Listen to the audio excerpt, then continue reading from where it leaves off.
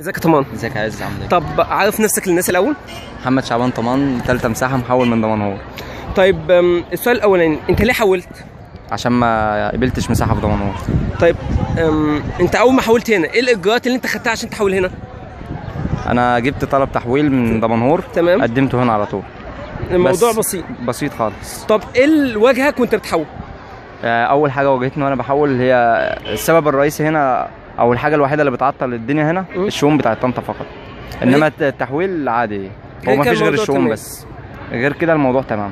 ما فيش اي مشاكل واجهتك وانت بتحول خالص؟ لا، غير الشؤون بس، لان الشؤون بتأخر النتيجة شوية.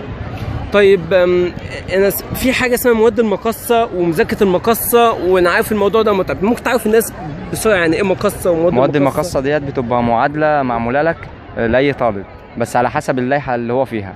فعندنا احنا في دمنهور الانتظام بياخد 8 مواد، الانتساب بياخد 6 مواد في السنه.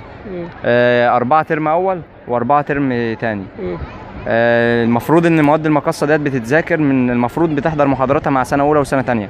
بس بالنسبه للضغط اللي عليك في الدراسه في اولها، فانت مطالب ان انت ما تذاكرهاش غير قبل الامتحان، وده بسبب الضغط اللي بيبقى على الطلبه قبل الامتحان على طول، خصوصا علينا يعني. وده خلاك يعني انت ازاي قدرت توازن بين المواد اللي عليك والمواد المقصه وتنجح في كله؟ الحاجه الوحيده اللي انا عملتها ان انا اديت وقت المواد المقصه، اديتها وقت قبل الامتحانات الشفوي لحد ما خلصتها، وقبل لان الفرق ما بين كل ماده وماده في مواد المقصه يوم، او مفيش فرق خالص، تاني يوم على طول. فعشان كده انا ذاكرتها قبل امتحانات الشفوي ورجعت عليها بس. تمام.